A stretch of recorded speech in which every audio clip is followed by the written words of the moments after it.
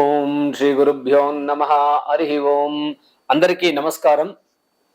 మనము ముఖ్యంగా ఇప్పుడు విశ్వావసు నామ సంవత్సరంలోకి ఎంటర్ అయ్యాము. మనము మన తెలుగు సంవత్సరాది చాలా మంది, నేను కూడా ఈ మధ్య చాలా ఊళ్ళో చూశాను అనమాట. ఉగాదికి చాలా పేలవంగా ఉంది భక్తుల యొక్క సందడి దేవస్థానాల్లో. నాకెందుకు అర్థం కాలేదు. చాలా ఒక రకంగా ఫీల్ అయ్యాను అనమాట నేను. అంటే మనం ఇంకా కూడా మన యొక్క సాంప్రదాయాలు కానీ ఇంకా మనం పాటించలేదని తెలుస్తోంది. ఎక్కువగా నేను చూసిన విషయంలో ఇప్పుడు ఏంటంటే, ఈ న్యూ ఇయర్ ఏదైనా కొత్త సంవత్సరం వచ్చినప్పుడు, ఆ తర్వాత క్యాలెండర్ ఇయర్ వచ్చినప్పుడు తెల్లవారి 4 గంటల జాము నుంచి కూడా దేవస్థానం దగ్గర కూర్చుంటున్నారు అనమాట. దాని నుండి ఎటువంటి ప్రయోజనం లేదు ఆ రోజు కూర్చోవడం వల్ల. అది క్యాలెండర్ మార్పు మాత్రమే. ఇప్పుడు మనకు నిజమైన పండగ ఏది అంటే ఉగాది పండగ మాత్రమే. కొత్త సంవత్సరం అంటే ఆ సంవత్సరంలో చాలా వరకు మనకు పంచాంగము, మన యొక్క తిథి కరణాలు, యోగాలు, రాజులు ఎవరుంటారు, మన యొక్క పరిపాలన ఎట్లుంటుంది, ఆ చైత్ర మాసంలో వచ్చేటువంటి ఆ నెలకు ఎంత ప్రాధాన్యం అనేది తెలుస్తుంది అనమాట. దయచేసి మీరు నా యొక్క విన్నపాన్ని మీరు విని మీరు దయచేసి మన తెలుగు యొక్క మన సంస్కృతి మన సాంప్రదాయాలు మాత్రం వదలొద్దండి. ఎందుకంటే పాశ్చాత్యులు, ఫారినర్స్ అంతా కూడా మన యొక్క సాంప్రదాయాన్ని పాటిస్తున్నారు. మనం వాళ్ళ దీనికి మనం వెళ్ళిపోతున్నాం. దయచేసి మన పండగ ఎప్పుడును ఉగాది పండుగ అవుతుంది. కొత్త సంవత్సరం మనకు ఉగాది అవుతుంది. దయచేసి మీరు ఇంకా ఎప్పుడు కానీ అలా చేయకండి.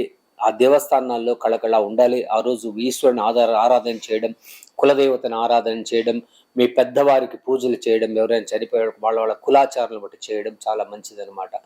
అది చేయకుండా జనవరి 1కి వెళ్ళి కూర్చోవడం మంచిది కాదనమాట. ఇటువంటి ఫలితం ఉండదు. అక్కడున్న వాళ్ళకు పురోహితులకు కానీ అక్కడ దేవస్థానాల కలెక్షన్ అయితే కానీ మనకు వచ్చిన పుణ్యం ఎటువంటి పుణ్యమో ఉండదని మాత్రం తెలుసుకోవాలి.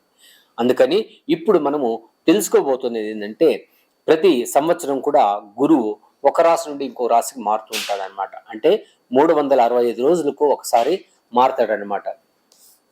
మారినప్పుడు ఆ ఫలితాలు ఎలా ఉంటుంది అంటే, ఇప్పుడు గురువు మనకు ఈ సంవత్సరం అంతా కూడా అంటే దాదాపు 365 రోజులు వృషభ రాశిలోనే ఉన్నాడు. అంటే శుక్రుని రాశి అనమాట. అక్కడ శుక్రునికి గురువుకు అనుకూలం ఉండదన్నమాట. వాళ్ళిద్దరూ పరస్పర విరుద్ధులని మనం జ్యోతిషంలో మనం అంటూ ఉంటాం అనమాట. అదేవిధంగా ఇప్పుడు తన యొక్క స్థానాన్ని మే 14న 11:20 తెల్లవారికి మారుతున్నాడు. మిథున రాశిలోకి మారుతున్నాడు. మిథున రాశికి అధిపతి బుధుడు అనమాట. అక్కడ గురు బుధ సంయోగాన్ని ఏమంటే సరస్వతి యోగం అన్నమాట. అలా అంటూ ఉంటాం అనమాట. అక్కడ మారడం వల్ల ఎలాంటి ఫలితాలు ఉన్నాయని తెలుసుకుందాం అనమాట. ఈ యొక్క 12 రాశులకు కూడా మనం తెలియజేస్తున్నాము.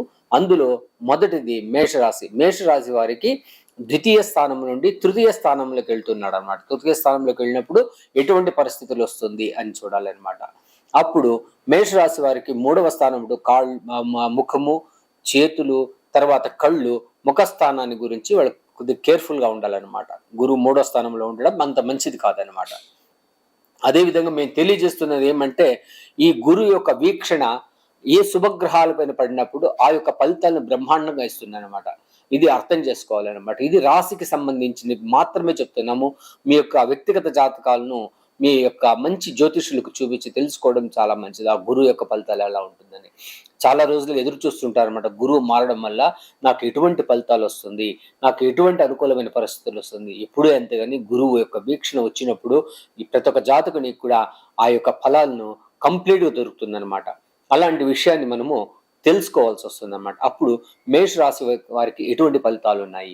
అదేవిధంగా అప్పుడు చెప్పినట్టుగా 5, 7, 9 స్థానాలపైన గురువు యొక్క ప్రభావం చాలా బాగుంటుంది అన్నమాట. దానిపైన చూపు పడ్డప్పుడు ఆ యొక్క ఫలితాలు, సపోజ్ అక్కడ శుక్రగ్రహమే ఉన్నాడు అనుకున్నాం, తన 5వ చూపు కానీ 9వ చూపు కానీ తర్వాత 7వ చూపు పడినప్పుడు, 7వ ఇంటిపైన చూపు పడినప్పుడు చాలా మంచి అనుకూలమైన పరిస్థితులు ఇస్తాడు అనమాట. అదేవిధంగా బుధుడు ఉన్నప్పుడు అక్కడ ఒక ఫలితము, గురువు ఉన్నప్పుడు ఒక ఫలితము, అక్కడ తన యొక్క ఫలితాన్ని బ్రహ్మాండంగా ఇవ్వబోతాడు అనమాట.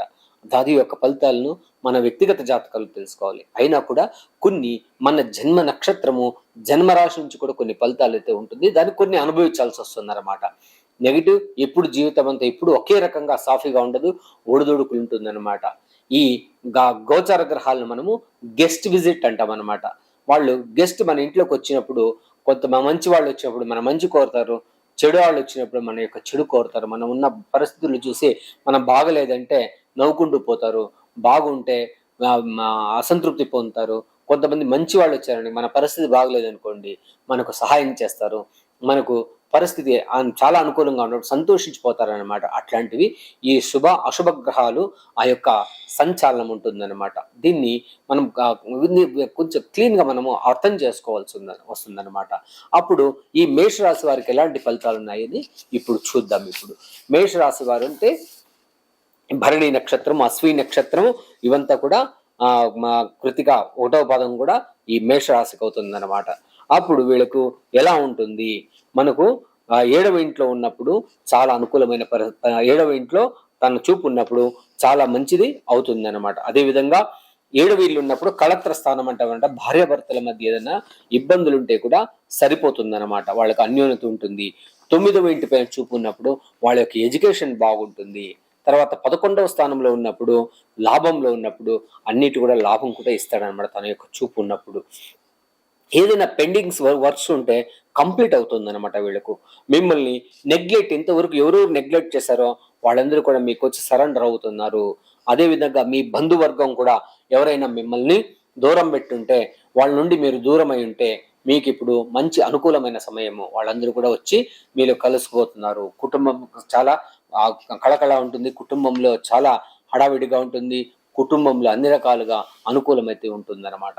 దీన్ని మనం గమనించాలన్నమాట. అదేవిధంగా గవర్నమెంట్ ఉద్యోగాల్లో ఉన్న వాళ్లకు చాలా అనుకూలంగా ఉన్నాయి. ఇంకా ఈ డాక్యుమెంట్స్ విషయాలు కేర్ఫుల్గా ఉండాలి. ఏదైనా మీకు పత్రాలు సంబంధించిన వాటి విషయాల్లో కొద్దిగా జాగ్రత్తగా వహించడం చాలా మంచిది. అదేవిధంగా మీ యొక్క నగలు ఆభరణాలపైన కొన్నిదాన్ని కేర్ తీసుకోవడం చాలా మంచిది.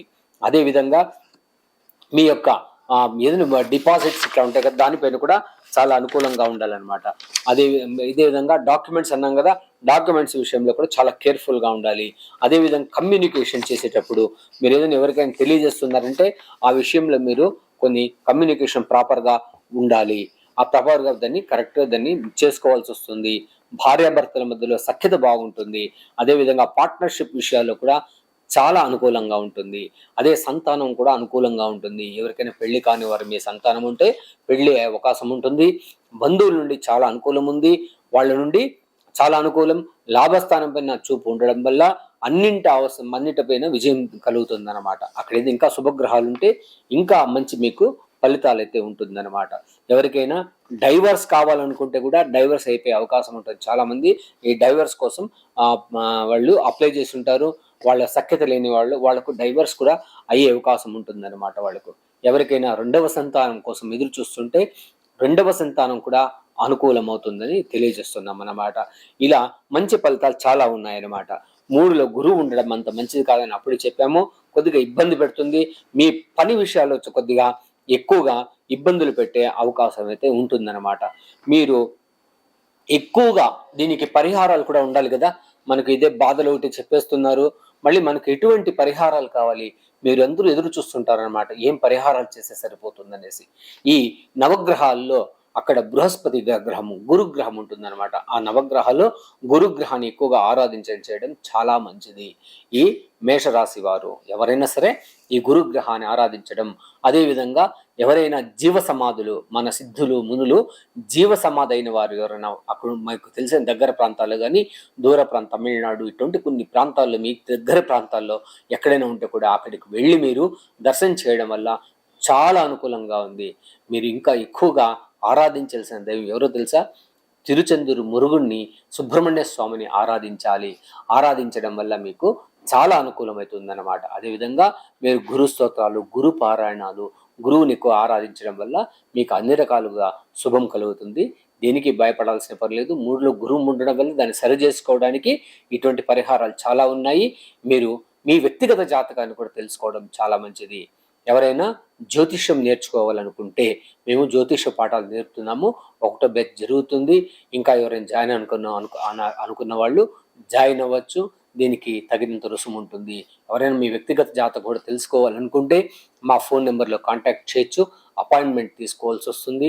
మేము మీకు ఎటువంటి విషయాలు కావాలన్నా కూడా కంప్లీట్గా మీకు కంప్లీట్ టైం ఇస్తామన్నమాట. మీరు ఎంతైనా తెలుసుకోవచ్చు. మీరు దానికి అవకాశం ఫుల్గా ఇస్తామన్నమాట. ఎటువంటి డౌట్స్ కూడా ఉండకుండా క్లియర్ చేస్తామన్నమాట. దానికి తగినంత మేము కూడా చార్జ్ చేస్తున్నాము. ప్రేయర్ అపాయింట్మెంట్ అయితే చాలా అవసరం ఉంటుంది. వీకెండ్స్లో అయితే కష్టం అన్నమాట. వీకెండ్స్లో అపాయింట్మెంట్స్ దొరకదు. అందుకని మీరు వీక్ డేస్లో ఎవరైనా కావాలనుకుంటే మీరు మా సోమవారం నుండి శుక్రవారం వరకు మీరు అపాయింట్మెంట్ తీసుకోవచ్చు. తీసుకుని మీరు మమ్మల్ని కన్సల్ట్ అవ్వచ్చని తెలియజేస్తూ, మీ మేషరాశి వారు కూడా ఈ గురువు వల్ల అన్ని అనుకూలంగా జరగాలని, మిగతా గ్రహాల వల్ల కూడా అన్ని శుభాలు జరగాలని కోరుతూ, మీరందరూ ఆయురారోగ్యాలతో బాగుండాలని కోరుతూ, ఆ సుబ్రహ్మణ్య స్వామి యొక్క కృపాకటాక్ష, ఆ సిద్ధుల యొక్క కృపాకటాక్ష మీకు జరగాలని కోరుతూ, సర్వే జన సుఖినో భవంతు, సన్మంగళాని భవంతు.